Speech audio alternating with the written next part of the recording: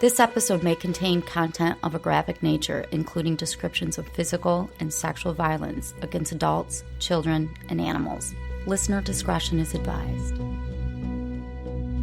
Hi everyone, I'm Tanya. And I'm Talia. And we are Crimes and Consequences, a true crime podcast.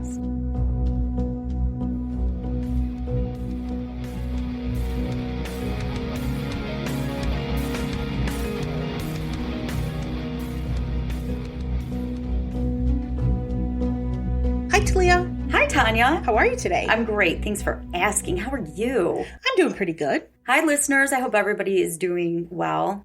And thank you for coming back and listening to us this week. We've got another great story to tell you. We do. Before I get into it, though, I want to ask everyone to subscribe or follow on whatever podcast app you're listening to us on, because that really helps us. You know what I found out, Tanya? I found out that some people actually like true crime and chit-chat. They do? Someone emailed me about it. Do you want to chit-chat for a while? No, I want to get to the story. Okay, perfect. So here we go. It's a creepy one. It's got a creeper in it. I love that. So let's just do it. I need this. I need this. I need this. All right. Okay. It's my dose of true crime. I know. It's our dopamine, right? Right. On October 25th, 1974, at about 10:45 a.m., there was a knock on the door of Lenore Nizaki's apartment door. She had one of those sliding chain locks where you can open the door and kind of peek out, but it's still, the chain prevents you from opening it all the way. So Lenore answered the lock and she opened her door. There was a man asking for Charles, but there was no one named Charles living with Lenore. She told him this, and she told him maybe to check with some of the other neighbors because he had the wrong apartment. The man left, but after several minutes, he came back and knocked on Lenore's door again. She asked him, well, would you like to leave a note for a neighbor? And she undid the chain lock, then turned around to find some paper. The man rushed inside Lenore's apartment and attacked her. He got on top of her and choked her until she passed out. After she passed out, the man left, so Lenore, luckily, survived the attack. 5 days later, on October 30th, 1974, a 19-year-old woman named Gloria Steele was murdered in her apartment that she shared with her 3-year-old daughter. She was a student who attended nearby Western Michigan University. Holy shit, this is in Michigan. This is in Michigan. I lived by Western. I know you did. She had been stabbed with a wooden carving tool 33 times in the chest, and her windpipe was crushed. There was no witnesses except for a woman who said she saw an African-American man walking up a staircase in the apartment complex asking for Charles. On November 12th, 1974, Diane Williams, who was an apartment resident manager, and I don't know if all of these apartments are in the same complex, but some of them are happening in Ann Arbor, the Ann Arbor area. Some of them are happening in Detroit, in the suburbs. So this is all in Michigan. Wow, wow. I know. Being a resident here, I'd never heard this story. I don't even know who it is. So I know. You're gonna be shocked. Diane noticed a black man walking around the apartment complex looking for Charles. The man knocked on her apartment door, and he asked for Charles, and when he did, Diane went to go get some paper for him, and the man took the paper from her, but he forced his way into Diane's apartment, pushing her further into it. There was a fierce struggle when the man attacked her, and Diane was fighting for her life. During the struggle, her home phone started to ring, and she was able to knock the phone off the hook, the receiver, and she was screaming for help. This caused the man to panic, and he took off running. Diane went to her window after he left, and he saw the man getting into a tan Pontiac Grand Prix car. She survived her attack, thankfully, and while police were investigating it, they put together a photo lineup for her to view. Since the attack on Diane was very similar to the attack on Lenore 2 weeks prior, both women were shown the lineup and both identified their attacker as Carl Eugene Watts, or Coral Watts. Have you ever heard of Coral Watts? I have heard of Coral Watts. Well, he's a sick fuck. But obviously I don't know anything about it because I had no idea he was in Michigan. I know, right?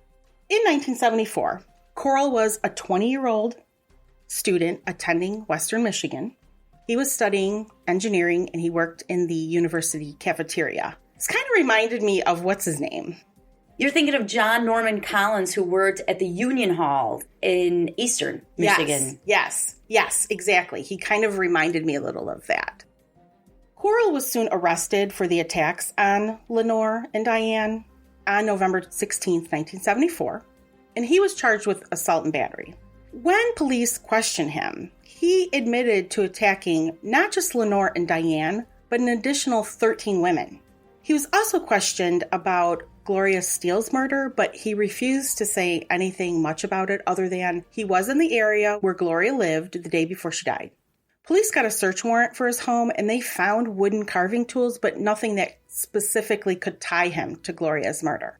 So her murder ended up going unsolved for quite a long time. On December 19, 1974, his trial for assault and battery of Lenore and Diane was underway. He pled no contest and was sentenced to 1 year in the county jail. What? Yes, I know. 1 year. What? Right? 1 year? 1 whole year. You get a DUI. It's your second DUI in Michigan. You get that. Right? I know. It's so... Can you imagine being Lenore or Diane and finding out he only got a year? I'd be like terrified. Fucking pissed. I know. I'd be pissed too. Prior to the trial, Coral had to do a mental health evaluation that was court ordered, and it was done at the Center for Forensic Psychiatry in Ann Arbor. The examining doctor described Watts as dangerous, and he believed Coral would commit crimes against women again. Wow, that education paid off for that doctor. Right? I could have told you the same fucking thing. Right, exactly. Coral told the doctor it felt good to attack and beat women, and that he didn't feel bad at all about what he did. And he attacked 13 people, and he got a year. This is a fucking problem. You're going to be pissed about this next part because due to confidentiality policies, the staffers at the center weren't able to tell anyone, either the police or the college, that Coral was attending about the early warning signs. The doctor did conclude, though, that Coral was competent to stand trial, that he wasn't mentally incompetent to do that. So therefore, his trial did go forward, and as I mentioned, he got the whole 1 year. Yeah, you mentioned that. In county jail. You mentioned that. It wasn't even a prison. It was a county jail. He was released from jail in August of 1976, and he moved in with his mother and stepfather in Inkster, Michigan, which is a suburb of Detroit. He began working with his stepfather for a trucking company. During the next couple of years, he also had a daughter and got married to another woman, not the child's mother. Lucky woman. I know. But, you know, as someone who hates women, you know he can't stop himself, right? Of course not. Because in October of 1979, Coral was arrested for lurking in neighborhoods in Southfield, which is also a suburb of Detroit. Not far from where our studio is, yes. Wink, wink. The charges were eventually dropped against him, but now he was on the radar of the police. They noted that there were 5 attacks on women the year prior that all had similar circumstances. The women all said that they woke up in bed with a man standing over them with his hands either on their mouth, breasts, or genitals. All the women survived the attacks, and none of them could identify the perpetrator. So the cops are thinking maybe Coral is responsible for this because he's a creeper. Yeah. But there's no proof. In late 1979 and early 1980, police were busy investigating murders as well of several women in and around Detroit. I'm going to note, before I tell you about them, that none of the victims were sexually assaulted or robbed, that it was just purely killing. There's quite a few, everyone, so I'm going to run through. Let me buckle up. Buckle up. On October 8th, 1979, 22-year-old Peggy Pachmara was found strangled in the front yard of her boyfriend's neighbor's house in Detroit. A couple weeks later, on October 31st, the body of 44-year-old Jeannie Klein was found outside of her home in Grosse Pointe Farms. She had been stabbed 13 times. And because it was Halloween, many people thought her body wasn't actually that of a murder victim, but related to, like, Halloween decorations. Are you kidding me? No. And I always thought that was like an urban legend kind of thing. But no, wow. It really happened. On December 1st, 1979, 36-year-old Helen Dutcher was stabbed 12 times, and her body was found in an alley behind a dry cleaner's in Ferndale. I used to live in Ferndale. You did used to live in Ferndale. I remember you telling me that. Ferndale's a fun place. It is. I had a lot of fun in Ferndale. Her murder was witnessed by a man named Joseph Foy. Foy was able to give a description to the police, and so they hired a sketch artist, and they did a sketch, and the man that appeared on the sketch looked a lot like Coral Watts. On March 10th, 1980, 23-year-old Hazel Conniff was found strangled with her own belt in her boyfriend's driveway in Detroit. Her body was tied to a chain link fence. What? I know. How could he do that and not get caught? I know. And, the houses in Detroit, I'm thinking, most houses in Detroit are close together. They're neighborhoods. Yeah. They're not far apart. No. I don't know how someone could be killed outside of a house and no one heard a scream or anything like that. They're like quarter-acre lots. They're small. Yes, and they're all very close together. Tied to a chain link fence. In her boyfriend's driveway. Damn. I know. A few weeks later, on March 31st, 26-year-old Denise Dunmore's body was found in a parking lot. She had been strangled to death. On April 20th, 1980, so just a few weeks later, 17-year-old Shirley Small was found on a sidewalk 70 feet from her family's house in Ann Arbor. She'd been attacked and repeatedly cut with an instrument that resembled a scalpel. She bled to death on the sidewalk from stab wounds to her heart. On the sidewalk? On the sidewalk. There were also 6 deep cuts described as slices on her face. About a month later, on May 31st, 1980, 27-year-old Linda Montero was found strangled outside of her home in Detroit. Then there were a few months where nothing happened, or at least police think so. But on July 14th, 1980, 26-year-old Glenda Richmond was found dead 27 feet from her apartment door in Ann Arbor. She was stabbed 28 times in her left breast with a screwdriver. Oh, man. I know. A couple weeks later, on July 31st, 1980, 22-year-old Irene Kondratowicz. Irene was walking home in Windsor, Ontario, Canada, when she was grabbed from behind by a man, and then he slashed her throat. She did survive her attack. The United States Customs authorities got a picture of Coral's car crossing the border from where the crime was shortly after it was committed. And for everyone that doesn't know, Detroit and Windsor are extremely close. There's a tunnel that connects them. And a bridge. On September 24th, 1980, 20-year-old Rebecca Huff was found dead outside of her apartment, and she was stabbed 54 times with a screwdriver. These crimes were starting to get noticed, obviously, by the press, and the Ann Arbor press noticed that all of the murders had a few things in common. They were all white women. They were all found dead very close or right outside of their apartments, and they were all killed on Sunday mornings around 4 a.m. So people started to call the murderer the Sunday morning slasher. Why are these women outside their apartment at 4 a.m. on a Sunday morning? I don't know, right? You're right. I don't know. Scary, though. Maybe they were coming home from partying because it'd be Saturday night. That's true. Or maybe they were coming home from work. I don't know if they had late jobs at bars or something, places that are open late. Yeah, that's a good point. Yeah, maybe. Anyway. We digress. Yeah. I know, I'm curious now too. On October 6, 1980, so this is just 2 weeks after the last attack, 20-year-old Sandra Delpy was attacked from behind and stabbed in the back, and luckily she also survived. But she was injured severely. She had deep cuts on her face, and one nicked her jugular vein. On November 1st, 1980, 30-year-old Mary Angus was walking to her home in Windsor after a Halloween party and noticed a black man with a hooded sweatshirt was following her. She kept an eye on him. As soon as she took out her keychain, he knelt down to tie his shoes and then came running after her. She screamed at the top of her lungs and ran to her front door. The man turned and ran the other way because he was startled by her reaction. So I'm wondering maybe if he's sneaking up on these women and they're not able to make noise before he attacks them. Mary was able to identify Coral from a photo lineup, but she said she wasn't sure it was him because it was really dark when he was stalking her. Coral's car was recorded going from Windsor to Detroit by border authorities after the attack on Mary. Back at this time, you didn't have to have passport or anything like that to go back and forth between the U.S. and Canada. That's true, because I remember when I was 19 and we would go over there to drink because the drinking age was 19. You just have to have a driver's license. Didn't need a passport or anything. The next murder I'm going to tell you about, I'm not sure if Coral was responsible for it. but it was mentioned in the research I did.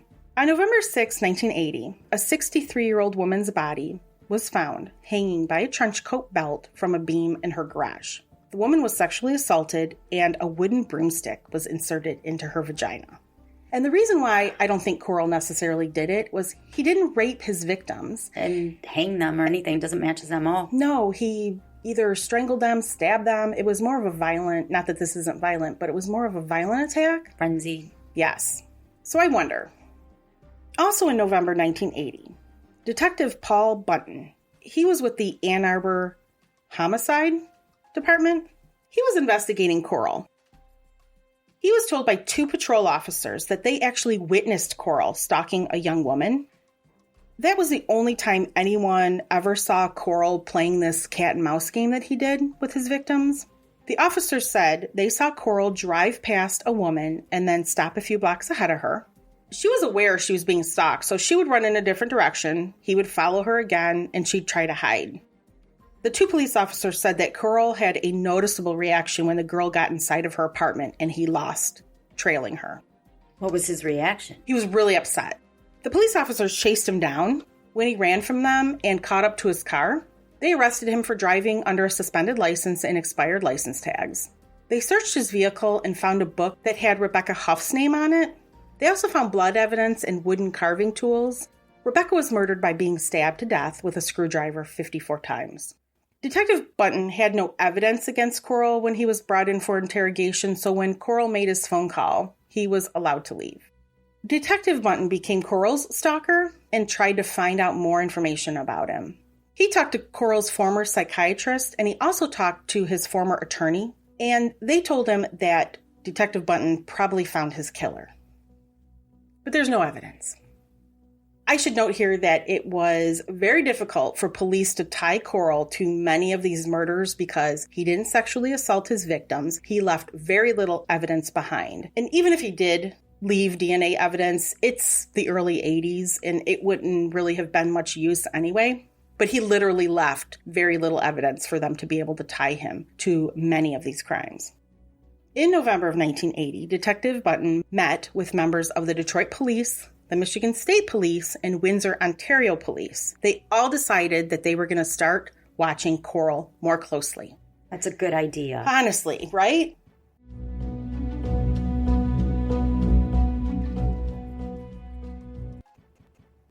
The same month, Detective Bunton got a warrant to put a tracking device on Coral's car.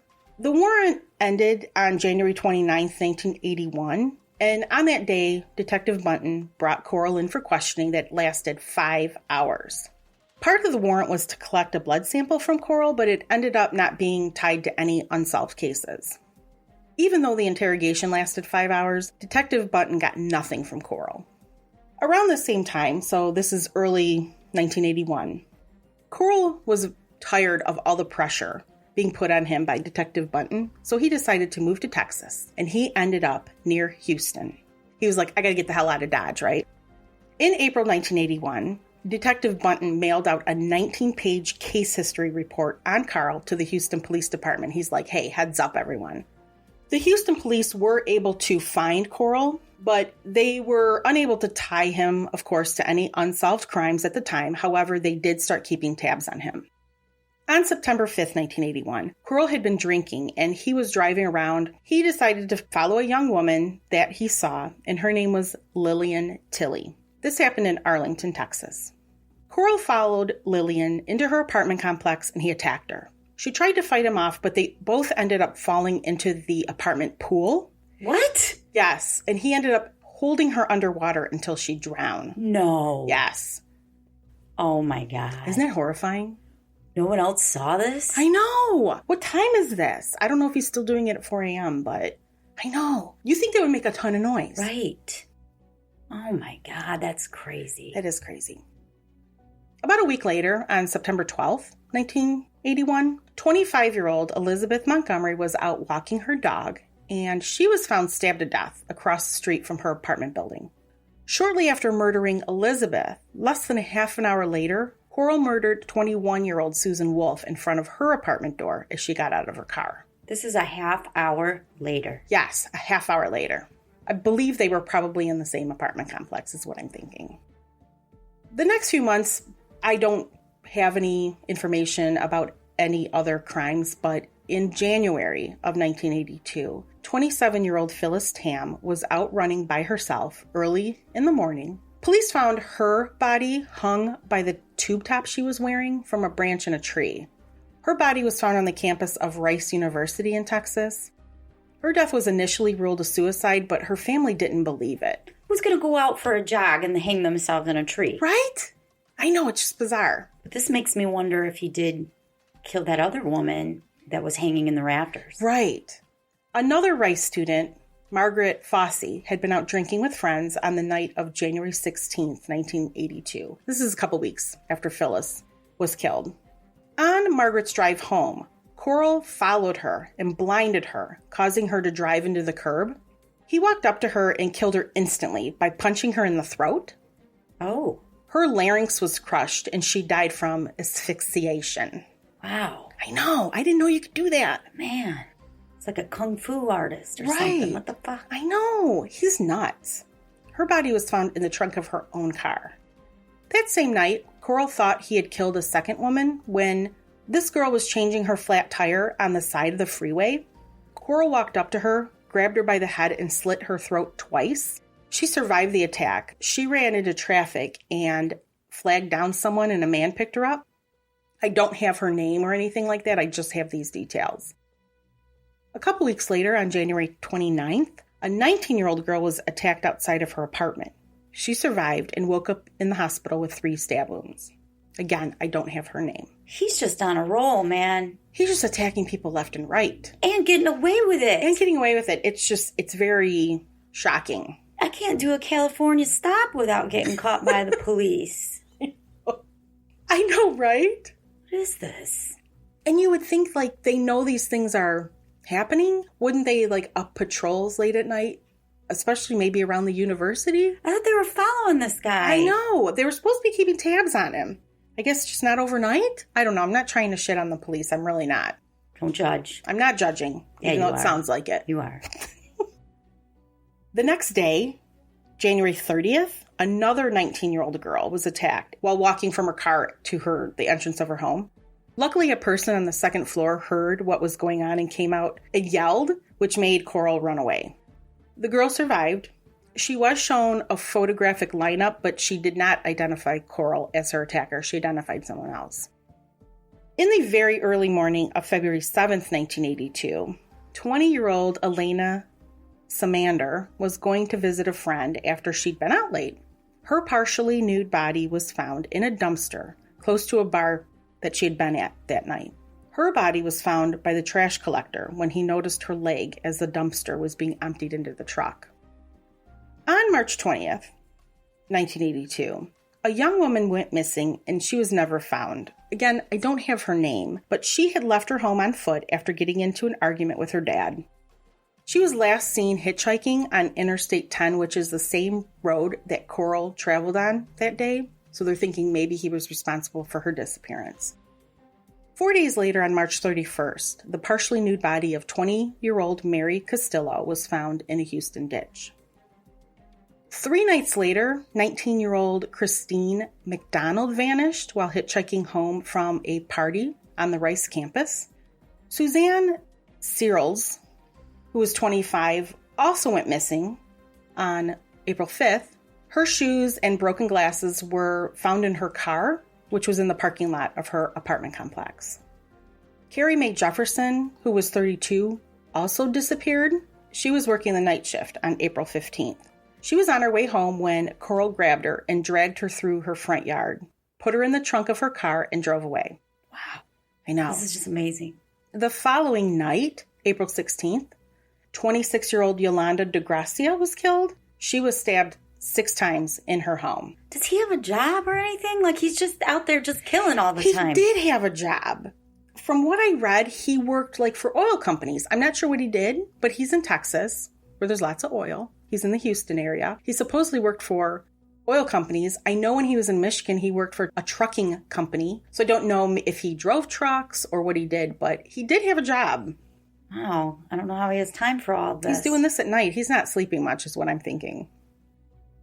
On May 1st, high school student Sherry Strait disappeared with her mom's car. The car and her body were found on May 4th. I'm not sure exactly how she died.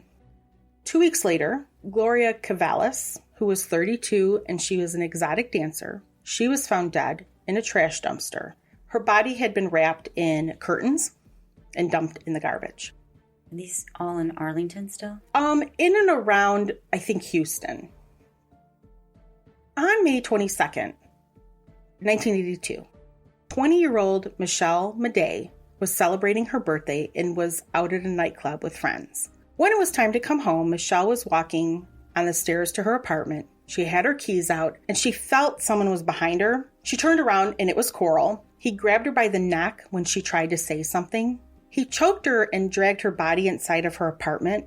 He then put her body in her bathtub that he had filled with water so that, quote, her spirit would not get out. Oh, that makes sense. I know. And then he completely trashed her apartment. Her cause of death has been determined to be by drowning in her bathtub. Her body was found the next day, which was the same day that Carl attacked roommates Lori Lister and Melinda Aguilar. When he attacked Lori and Melinda in their apartment, he tied them up and tried to drown Lori in their apartment bathtub. Melinda was able to escape by jumping headfirst off her balcony, and Lori was saved when a neighbor heard the commotion. Carl was caught and arrested for this attack, the one on Melinda and Lori. At his hearing, the judge ordered a psychiatric evaluation. Carl was sent to a mental health hospital for the evaluation. In June 1982, they put him actually in the maximum security unit of the hospital, and the results of his exams, they gave him like a battery of exams. I'm not even going to list them because it's just boring, but they gave him a ton of mental health exams. He was determined to be sane to stand trial, but he was diagnosed with paranoid schizophrenia. Oh. Doctors noted he had a deep hatred of women. Yeah, clearly. Honestly, he believed women were evil. And it's believed his hatred of women could have originated when his favorite uncle was allegedly killed by female relatives. I wish I knew the details of that. Yeah. After he was arrested for the attacks on Melinda and Lori, police interrogated Carl, but he refused to really tell them anything. Smart guy. Honestly, right? The district attorney, though, in Harris County, Texas, decided he needed to get creative with a plea deal for Carl. He told Carl that if he would agree to confess to the crimes concerning Lori and Melinda, that he would be given immunity. It couldn't be prosecuted for any murders that he committed. The district attorney was hoping to get closure for the families of the 50-plus unsolved murders of women in the Houston area. That's a sweet deal. Isn't it? I was so upset when I read that. What the hell? Maybe he'll get 1 year in the county jail. Right? So Carl admitted to attacking 19 women and killing 13 of those 19, many of which I told you about earlier. I'm sure there's more out there. Yeah. By the time police were done interrogating him, and the interrogation lasted 28 hours, he admitted to 80 additional murders in Michigan and Canada, but didn't give details since his immunity agreement only covered the murders in Texas. During his confession, Carl told police he was glad they caught him because he would kill again if he was free. When asked how many people he killed, he stated there weren't enough fingers and toes in the room to count on, and there were a total of 100 fingers and toes in the room. I believe it. I mean, the crime spree you described, it's just constant. All the time. The plea he accepted, having him plead guilty to 1 count of burglary with intent to kill for the attacks on Lori and Melinda. Carl's sentencing hearing for the burglary and attempted murder was conducted on September 3rd, 1982. People that came to view the sentencing were advised to wear bulletproof vests. There was a metal detector at the front entrance with a bomb-sniffing dog to go through the whole room. There was maximum security. The judge found Carl guilty of committing burglary, and the burglary was committed with the intent to commit murder. He was sentenced to 60 years. In 1983, Carl tried to escape prison, but he got his prison roommates to act as shields for him. He got caught and was sent to solitary confinement for 15 days, and he lost 181 good time credit days. Oh, okay. I know. He was added to the high security risk list. Now, this is going to piss you off. Oh, I can't wait. So Coral, obviously, like everybody does, he appeals his conviction and sentence. In 1989, the Texas Court of Criminal Appeals decided that because the judge in his trial for Lori and Melinda's crimes failed to tell Coral that the bathtub water could be deemed a lethal weapon, that he wouldn't be required to serve his entire sentence. He was eligible for retroactive good time earned, equaling 3 days for every 1 day served. Holy, just stop. What? So his maximum sentence went down from 60 years to 20 years. That meant he could be released from prison on May 9th, 2006. Sweet Jesus. I know. Coral was denied parole in Texas in 1990, 93, 96, 99, and 2002. He was scheduled for release, as I mentioned, in May of 2006, but in 2004, Texas Governor Rick Perry, if you remember Rick Perry. I remember Rick Perry. Ran for president several times. He signed extradition papers to Michigan, which made sure that Coral would be kept behind bars for years. In April 2004, Coral was extradited to Michigan, where the Attorney General at the time, Mike Cox. I worked for Attorney General Mike Cox. That's why I mentioned him. I was an assistant attorney general for him and his research assistant. Were you? Maybe, do you remember? You don't remember this one, though, right? There were so many. I believe that. Attorney General Cox decided to prosecute Coral for the murder of Helen Dutcher. To refresh her memory, her attack had been witnessed by a man named Joe Foy. Also, to refresh her memory, she had been stabbed 12 times and her body was found in an alley behind a dry cleaner's in Ferndale. In November 2004, Coral's trial for the murder of Helen Dutcher began. When the prosecution was presenting its case, Coral seemed uncomfortable listening to the prosecutor describe the murders. They said his shoulders twitched and his face involuntarily jerked. Aw, poor Coral. Poor Coral. Makes him uncomfortable hearing about his crimes. What an asshole. Joe Foy testified as a witness for the state, and a sketch artist took the stand and had the sketch that looked a lot like Coral that Joe had given him entered into evidence. On November 18th, 2004, Coral was found guilty of murdering Helen Dutcher and was sentenced to life in prison in Michigan. In July 2007, Coral was finally put on trial for Gloria Steele's murder. If you remember her, she was the student at Western Michigan who was stabbed to death with a wood carving tool. He was convicted of her murder, but before he could serve out any substantial punishment for Gloria's murder, Coral died of prostate cancer on September 21st, 2007. Too bad.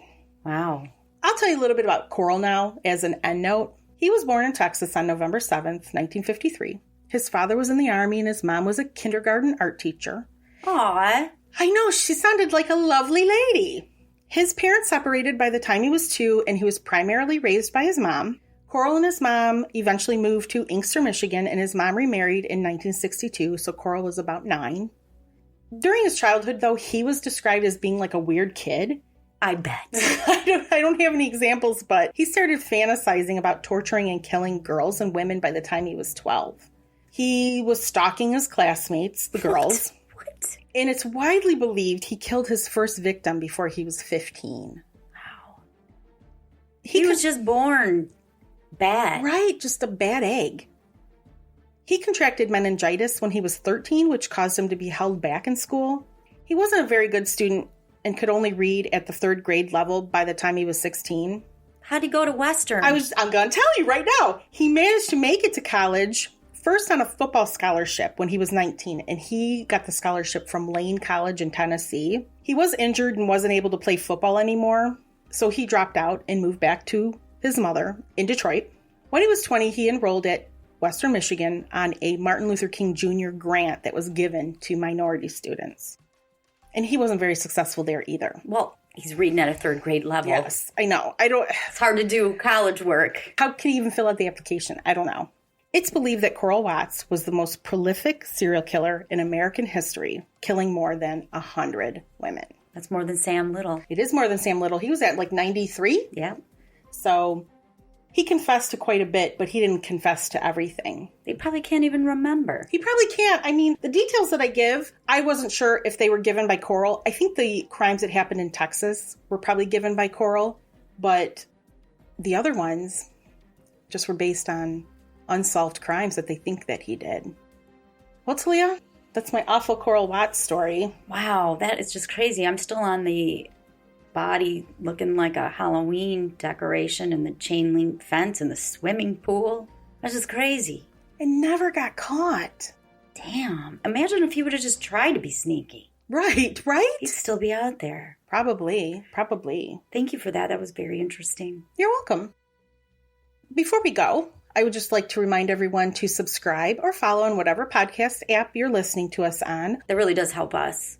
Definitely. So please do so.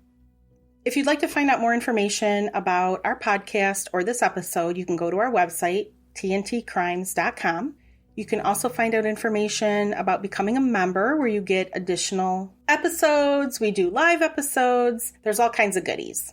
You can find that information by either going to patreon.com/tntcrimes or you can go to our website. By doing that, you help support us because we don't get paid.